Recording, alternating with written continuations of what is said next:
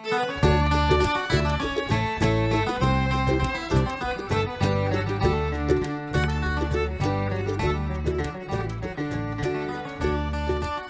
to the Fit for Halter podcast. I'm your host, Amy Zabel, and we're here to bring content and community to the amateur halter exhibitor. Well, welcome, friends. I'm excited for another episode that includes Don Falcon, the Executive Director of the World Conformation Horse Association, also known as WCHA. Don joined us on our first episode along with Randy Jacobs to talk about the Supreme Championship show that happened in Oklahoma City this May.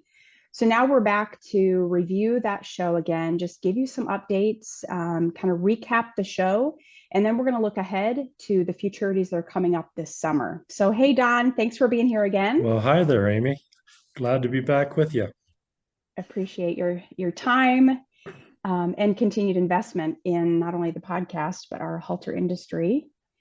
So let's start by talking about the Supreme Championship that was in May in Oklahoma City. First, just kind of kicking off, your vision for the event was to create a world show format that showcased the older horses. So was that successful? Well, I think for the first inaugural year, I think it was very successful. The concept was when WCHA originated in 2007 to someday have a championship or a world show. Well, as things take time, and there's always timing is everything. But I think there was a core group that we had a task force meeting and said, let's do it. And so the more we thought about it, we wanted to also help the qualifying for the quarter horse. It's so difficult, so many miles that people have to put on to get horses qualified for the AQHA World Show. And so we wanted to tie that in as well as a championship show. But then the more I thought about it, we needed to encourage all horses, give them incentives to come and compete, not just compete against the top 5 or world championship type horses. You'd have a very small show if that was the case.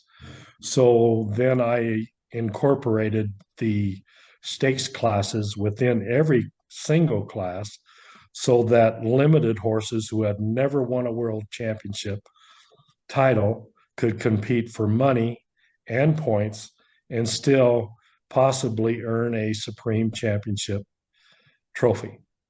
Mm-hmm. So we hit all the boxes in that concept. So I'm pleased with our first year. Awesome. How about the number of entries? Were you satisfied with how many people actually showed up? Yes and no. I guess, truthfully, I expected another 100 horses. But I do understand the economy. I know that people have to make choices. We just are finishing up a breeding season. There's a lot of mare owners have to pay stud fees and breeding costs. And with this being an inaugural year, some people have to take let's wait and see how it goes the first year.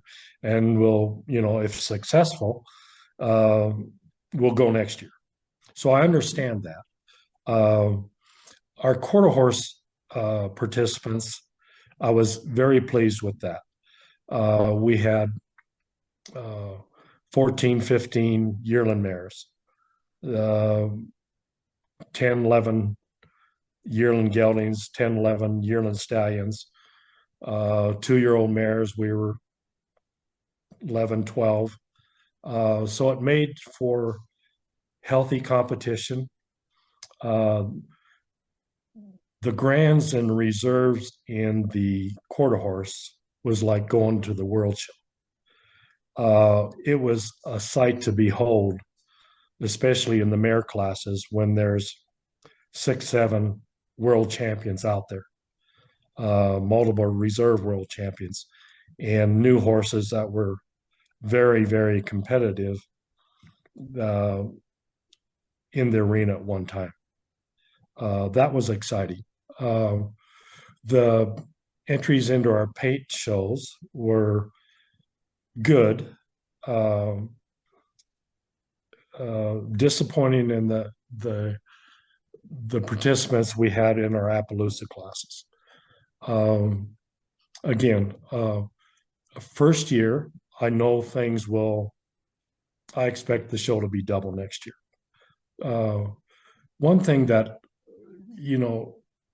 people were surprised with is the extent that we went to for our judges, 8 judges. Mm-hmm. If you showed in an amateur class under 4 judges, you got 4 sets of points. When you came back for your open class, a whole new set of judges. So it was a whole new ball game. So you could place first in your amateur class, but there's no guarantee you're going to get first or second or whatever in your open. So that kept things fresh. Mm-hmm. But then, the awards we gave out, we went to, I think I spent about $60,000 in awards, and the Supreme Championship trophy was a highlight of the event. It was very prestigious, and I know it'll be a cherished trophy moving forward that people are going to want to have on their mantle. No doubt. They looked beautiful. Yeah. So you offered stakes classes, or offered stakes in every class. What were the mm-hmm. payouts for those? Well, we had 2 different types of stakes. I guess the headliner was the River Oaks Ranch, sponsored by June Ray, Super Stakes. It's for yearlings, non-pro exhibitors only. Had a class for fillies, a class for geldings, a class for stallions. And we paid out $65,000 in those 3 classes. People were shocked by the amount of money that was paid out.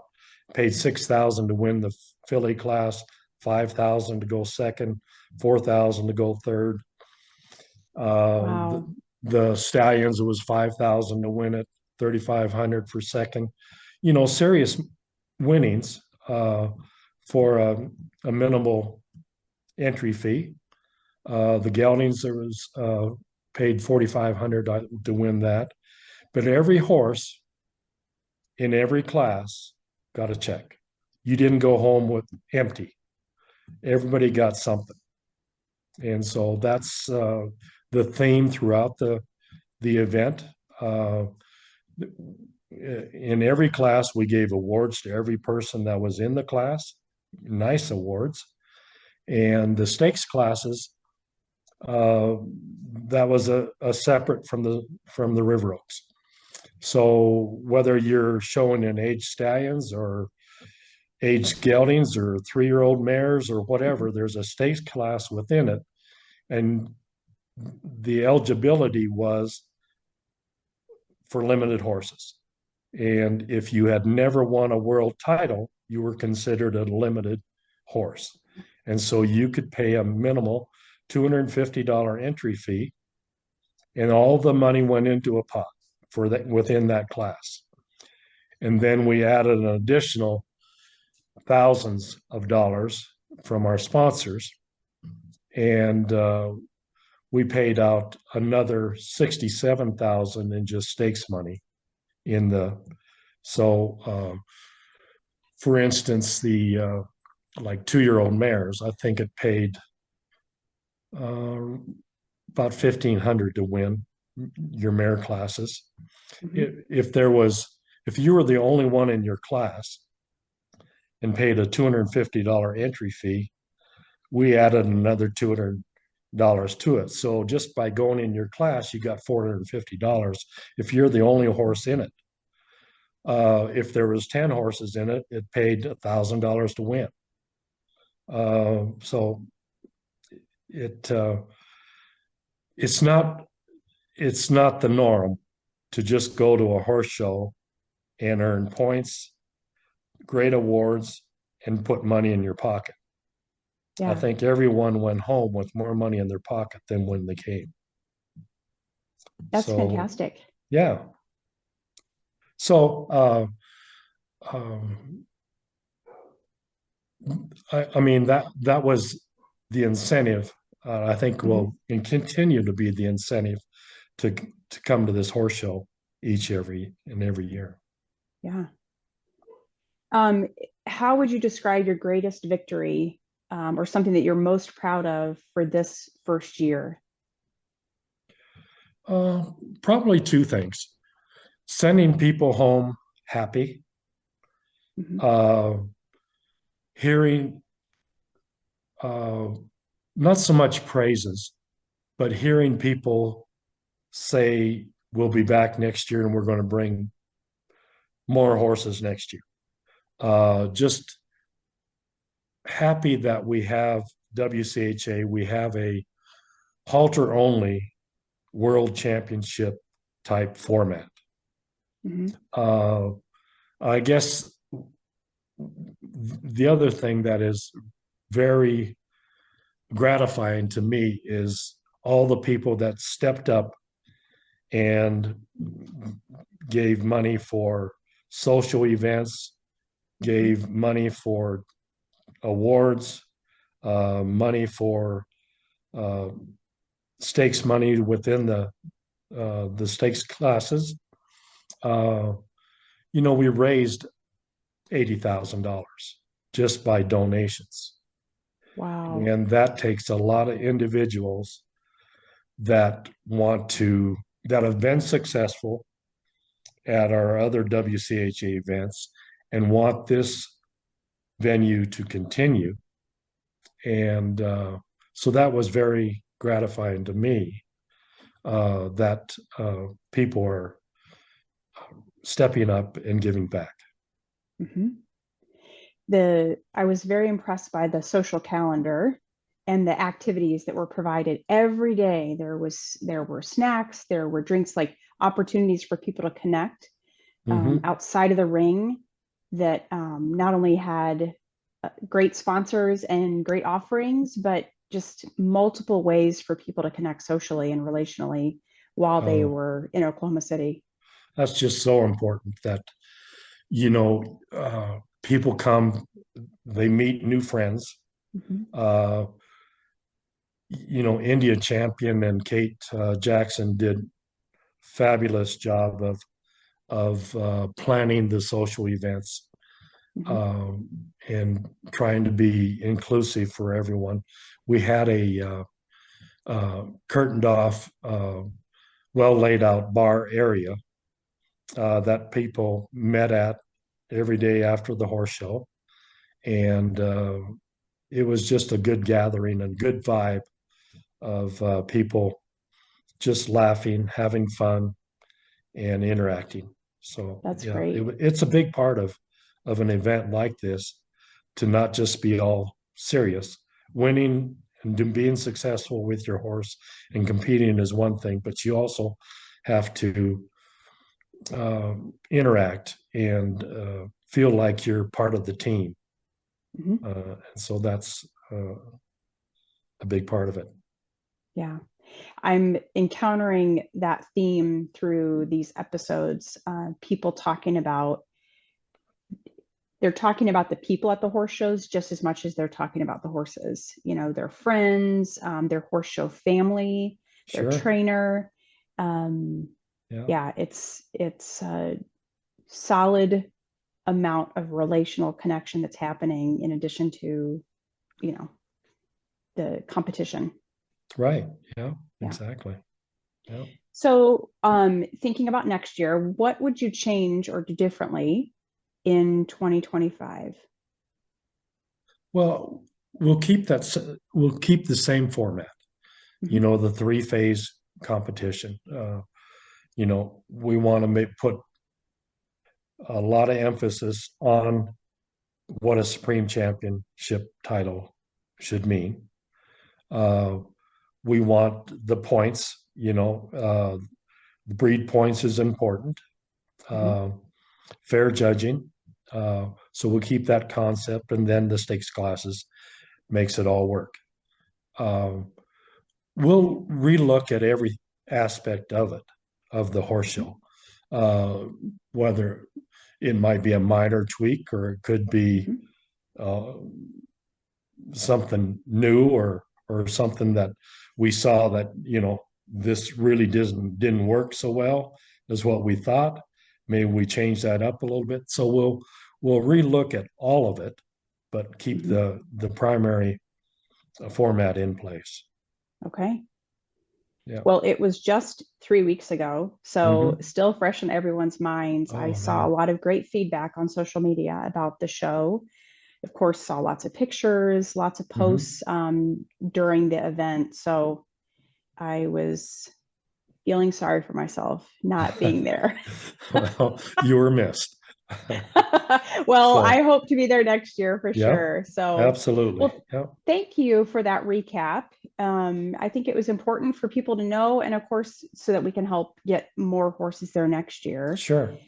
So something, while I have you, something that I've heard from people is that they have a hard time understanding the whole concept of a futurity. Sure. What's the difference between a nomination or an entry? So can we just spend a couple of minutes talking about that before we look ahead at the upcoming WCHA offerings throughout the summer? Sure. So can we start just by maybe defining futurity and what's the purpose? Well, a futurity, it provides incentives, monetary incentives for competition. Just like a stakes race, a horse race. People pay entry fees and hope to get a return on their entry. Whether, same with cutting, reining, whatever. It's a means to win a championship, futurity championship, but also to get a return on your investment of breeding mares, raising horses, raising babies. You know, it's a pot of gold at the end of all the work and efforts that go into getting a horse to a futurity or a horse show event. So that's what a futurity basically is. Incentives to recoup some of your money that you've been paying out. That we scoop and shovel out the door. Yes. Yes. So help us understand, how does a futurity or a series of futurities, how does that help the halter industry, and maybe more specifically the breeder and the horse owner? Well, we can look just at the halter industry in the last 10 years. Your weekend horse shows are declining in participation, regardless of the breed, especially in halter. The futurity has saved the halter industry. The BHF in Iowa, the WCHA, the big money. It used to be 20 years ago or more that every state had a futurity, and it was bragging rights for your local stallions to take their offspring to these state-run futurities. And for whatever reason, you know, the economy is one. I could say that ship seaman is another factor, that a lot of breeders within states there's so many, everybody had a stallion or wanted a stallion. And so they bred their stallion to their mares and maybe their neighbors' mares and things like that. And that's the horses they took to the state futurities. When Ship Seaman took over, then the most popular stallions in the country dominated, and that had some impact on your state futurities. There wasn't the incentive for local breeders to continue. But without the futurities, the money makes all the difference in the world. And so I can honestly say that without the BHF in Iowa and without the WCHA breeders, our halter industry, I don't know what it would look like today without those two large factors that can pay out $2.5 million each and every year to weanlings and yearlings primarily. And so that's a great tool to incentivize breeders to continue raising halter horses. Okay. So that's what futurities do. Yeah. So then if I buy a baby, how do I know if my baby is eligible to participate in a futurity? Okay.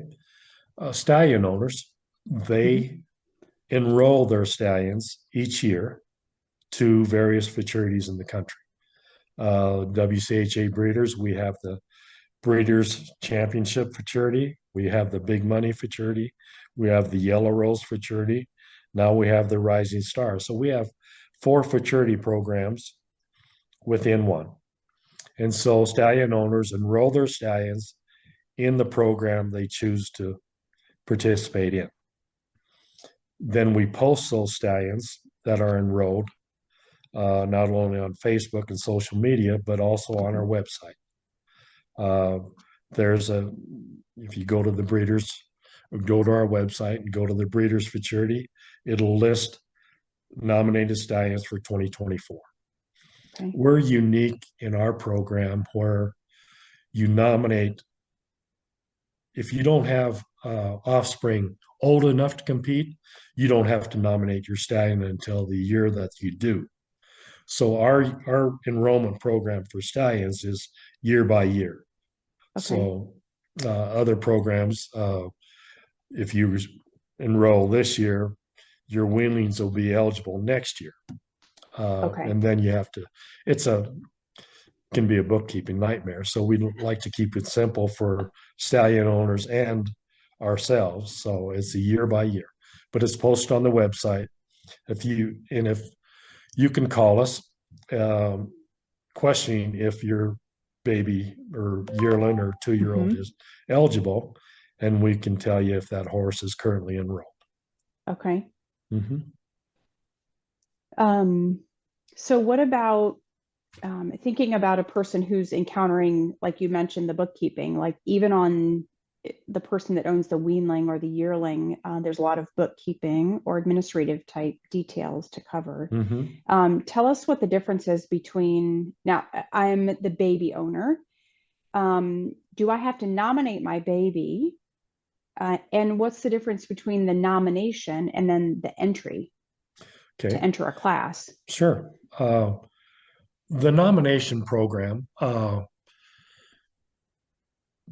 it came about, and again, a lot of things that we do is copycat of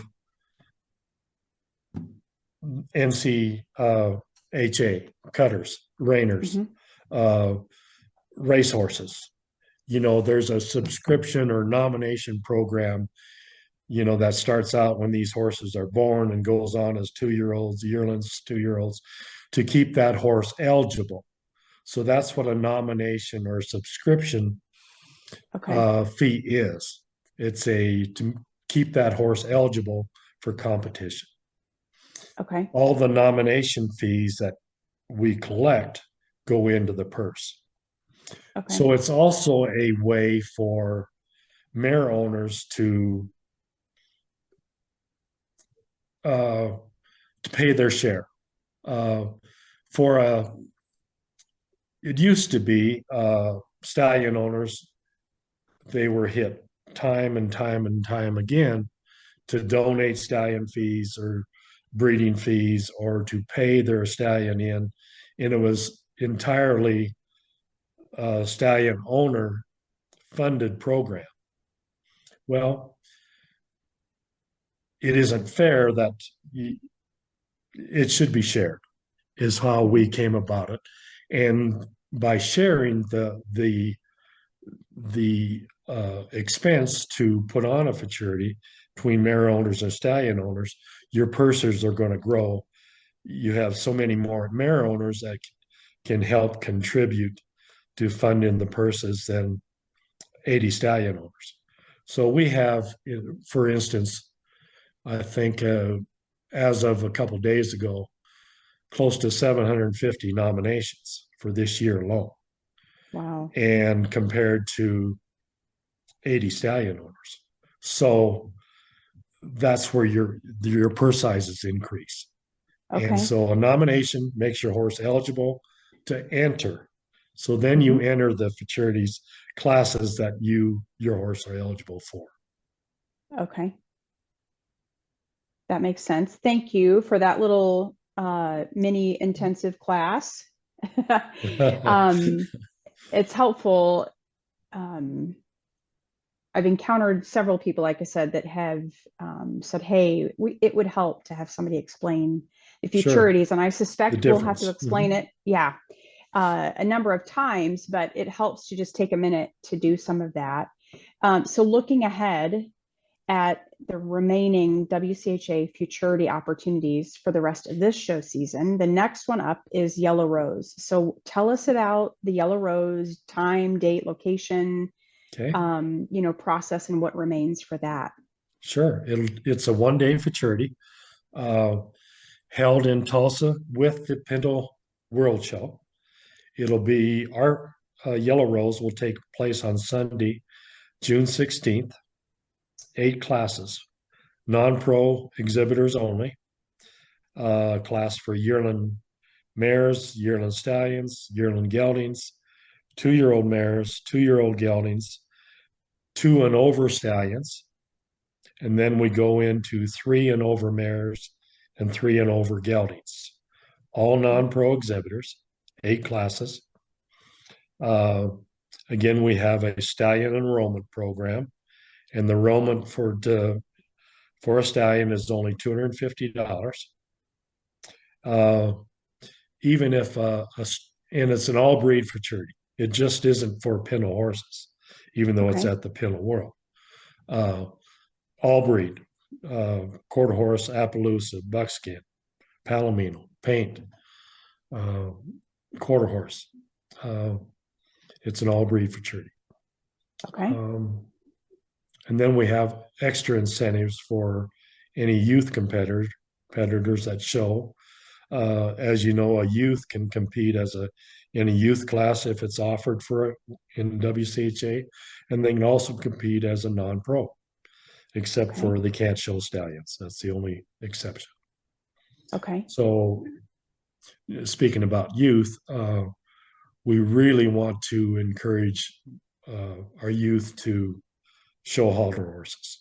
And our halter entries in Fort Worth have grown each and every year, primarily with the sponsorship of Joy and Jeff Staney with Joe's Kansas City Barbecue and Jason and Julie Smith. They combined, they give $5,000 to the youth classes in Fort Worth, and we also give out beautiful trophy buckles, and so that's a great incentive for youth. But we also give incentives within our big money breeders, all of our classes, that if a youth kid is the exhibitor, we want to recognize them and give them special recognition and prizes as well. So love it. Yeah, but back to the Yellow Rose. It's it'd be 3 judges and 1 day event, and I guess 2 years ago, uh, it paid out. I think we were at 30,000 in 8 classes. Last year we went to the Pinto World, and the night before there was a tornado, and the entire show was canceled. So we had to move it to Fort Worth. So it ran it with our big money, and the purse jumped up to 95,000 that we paid out. So I expect this year to be 30 to 40,000 payout in 8 classes, which is still significant money. Yes, agreed. And capturing all breeds, which is great. Hmm. Non-pro, all Yeah, and breeds. Yeah. the Yellow Rose, the kind of the reason that we have it with the Pinto World, it's a new venue, uh, Hmm. new exhibitors. We get to introduce WCHA to in a new atmosphere, and so that's our way of reaching out and showing what WCHA and the advantages of being a member and competing in our Hmm. events is for someone that's never been exposed to it before. Hmm. So then transitioning to the fall futurities and Halter Million in Fort Worth. So tell us about the WCHA Breeders' Futurity and the Big Money Futurity. Okay. This year I'm going to change the schedule uh, somewhat. In the past, that we've always, when WCHA classes started, I always ran the big money futurity first for non-pro exhibitors. Uh, but this year I'm going to change it up and run the WCHA Championship futurity first to Okay. showcase. That's kind of our signature event. So I want to put more emphasis on the breeders this year, and then it'll be split in the middle by our WCHA Hall of Fame banquet, and then it'll be the big money futurity and our new futurity, the Rising Star, the last three Okay. days. Okay. And I guess our WCHA breeders, uh, it doesn't matter what level competitor you are. If you're a first time halter exhibitor, we have classes for you called the intermediate non-pro. Mm. Or if you've been a seasoned non-pro for several years, you can go in the regular non-pro. We, again, as I mentioned before, we have youth classes. We have then our trainers can show in the open classes. So we have different uh, classifications of exhibitors. When you started our little talk tonight, you mentioned about so many. It's hard to understand for a newcomer Hmm. all the different classes that you can show in and what different levels, and it is confusing because we want to provide something, an incentive for everyone. Hmm. So take for instance an intermediate exhibitor. If they've never won a world or reserve world championship within AQHA, APHA, or Appaloosa, they can compete as an intermediate exhibitor. Okay. Trainers, wives, or children cannot compete as an intermediate. Uh, but there's great monetary incentives for intermediates to compete against other intermediates. For instance, our intermediate weaning classes will pay 5,000 to win it and pay 25 places down. So that's just the intermediate non-pro. Okay. And then you also, as an intermediate non-pro, for additional $50, you can show in the regular non-pro class, and for additional $50, you can show in the open class. And so you're getting three classes to compete as an intermediate non-pro within one class alone. So in our WCHA breeders, try to make it simple again. There's 5 different classifications. You can intermediate non-pro, regular non-pro, and open. Youth can show in it, but also within every class, there's a color class. If you're, it doesn't matter if you're a solid registry or regular registry. If you're a buckskin, palomino, paint, Appaloosa, Pinto, roan. If you have a registry in that, you can show in the color division within every class. And then the owner breeder division. If you were the mare owner, bred the mare the previous year and raised, and the owner when the baby was born, and one of your family members are showing that offspring, you can compete in the owner breeder exhibitor division. And again, that's another way to reach out to or to encourage people to raise their own, compete with their own, and reward them for doing all of it themselves as a family. So I'm always wanting to see that owner breeder exhibitor division develop and reward them for doing it themselves. I appreciate all of the ways that different people can engage. And I think I have a new Fit for Halter idea. I think Halter Futurities for Dummies. Okay. Yeah. Yes. Just some we need like a cheat sheet, perhaps, maybe a cheat sheet. But thank you for giving all that detail and laying that out. I think it will help people realize that there is a place for everybody. There really is a place for everybody and an opportunity to show and not only win awards, but win money, and get more bang for your buck when you make the trip to Fort Worth in the fall. Yeah. And when you mentioned a place for everyone, another thing that I just want to touch on a little bit is disability variance, whether it's age related or a handicap of any sort, when halter, whether you're 7, 8 years old or 80 years old, you can compete with a halter horse. The horse has to fit the exhibitor, of course, but we have a disability variance where if you, with a doctor's orders, we can have someone, a designated leader or a family member, lead your horse through the walk and trot through portion of the class.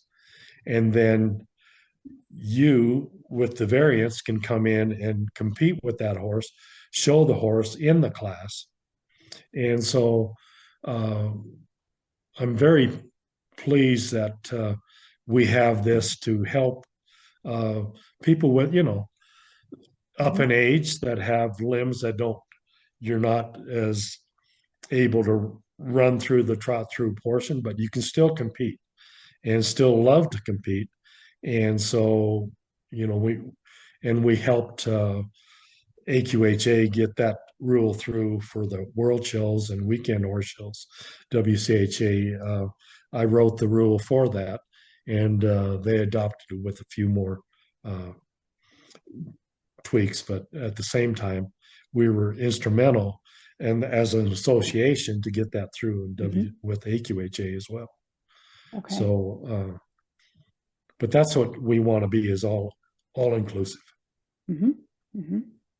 You touched on the Rising Star Futurity. Tell us a little bit more about that one again. I feel like you touched on it a little bit, but remind us what that one is about. Well, the Rising Star, it's named after young stallions or unproven stallions that have a shooting star. They want to rise. They want an Mm-hmm. opportunity. As stallion owners, um, you know, it's competitive. Uh, Now there's so many stats. As this stallion has produced X number of world champions. This horse has produced uh, multiple $1 million sire as in futurity earnings. So how's a young stallion or a stallion owner that doesn't have the means to promote their stallion to a lot of mares? Maybe they don't want to stand to the outside. They only breed their own mares of maybe 5 or 6 or whatever. So the Rising Star is for offspring of these unproven stallions who have not yet sired a world champion in quarter horse, paint, or Appaloosa. Uh, so it's a minimal stallion enrollment of only $250. And then offspring by those Rising Star stallions compete in their own weanling futurity classes this fall. Okay. So we'll have 2 classes to start with, and for the Rising Star. But I think this program, uh, again, inaugural year, I think it Mm-hmm. will take off. I think it's an incentive to not only breed, to take a chance on your mare, breed to one of these Rising Star stallions just for this program, and or go out and purchase uh, a baby by one of these stallions and give it a shot at the futurities. So Okay. trying to help the stallion owners get a leg up. I like it. Uh, So go ahead. I just had another thought, another Yeah. change that we're going to make to the big money and the WCHA Breeders' Futurity this fall. Mm-hmm. We had great success last year in splitting our weanling classes into 3 age groups. Right. That's We right. had an early Okay. group, a middle group, and then the late uh, babies that were born June 5th and later.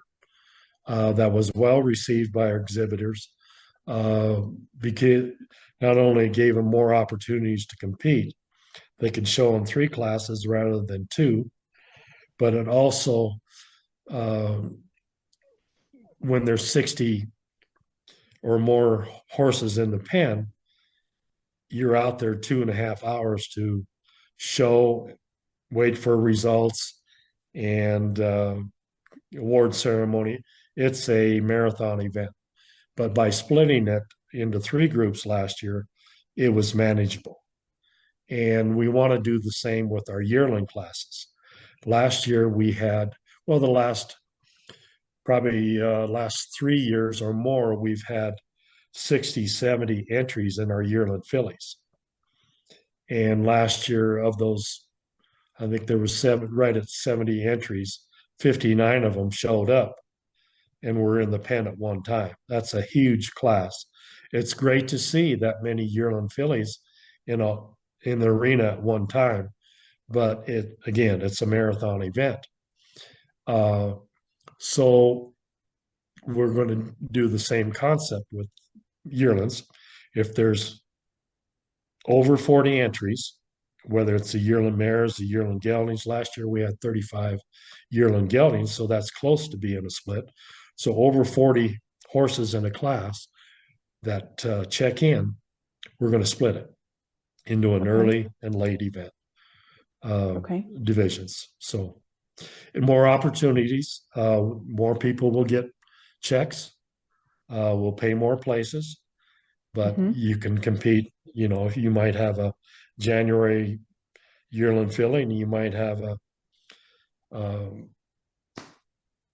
March 15th that is going to be in 2 splits, so you can take 2 horses and compete with both rather than choose which one you're going to compete with. Okay. So that's kind of a new twist, but I Yeah. think it'll again uh, a way for more opportunities, but a way for the futurity to increase in growth. That's kind of Okay. what I'm always looking for, is how can we increase participation. Hmm.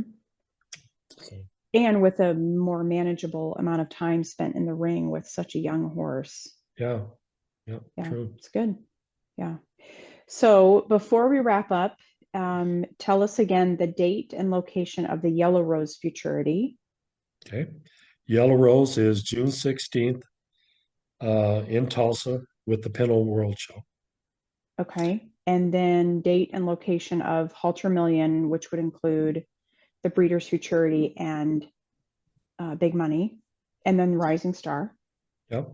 The Halter Million itself starts uh, September 21st, and Okay. they'll be primarily paint world show classes.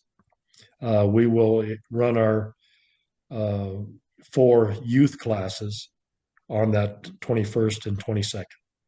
The WCHA Breeders' Championship Futurity starts Monday, September 23rd. The Hall of Fame banquet is the evening of the 25th. Okay. Big Money Futurity starts September 26th, This is a quiz. You 27th, didn't and know it was coming, 28th. did you? Yep. And the Rising Star will be Friday and Saturday of that week, September 26th or 27th and 28th. Okay. Well Yeah. done. You have an incredible memory. Oh, well, it's still with me some days. And then we also have we'll talk about it at a later point, but the slot classes at the AQHA World Shows for junior weanlings. Oh. As you know, at the AQHA World Show, it's junior horses really don't have uh, fair competition to compete against. It's an all age class. So your weaning classes at the AQHA World Show are predominantly January, February babies. And so AQHA gives us a platform to showcase our weanling horses. So we have slot classes. You purchase a slot through us at it's 600. You buy that's all your entry fee, but you're buying a slot class into the junior weaning class, a slot into the junior colt class, and it pays out over $45,000 the last 3-4 years in those 2 classes. So it'll pay $5,000 to win a class, when in your AQHA World Championship class it might pay you $500. So Okay. it's a great showcase for WCHA, and we appreciate AQHA for giving us that platform. Mm-hmm. All right. Thank you for adding that piece in for our quarter horse friends. Okay, so you have covered the gamut. Thank I you think I for have. the little quick lesson there in futurities and then getting us up to speed on what's to come. Appreciate you and the investment and the board, that crew of volunteers did a great job at the Supreme Championship, and we look forward to seeing you at Pinto Worlds and at Halter Million. Okay. Well, and great, AQHA Amy. World. All right. All Thanks, right. Don. I appreciate Well, it. thank you so much.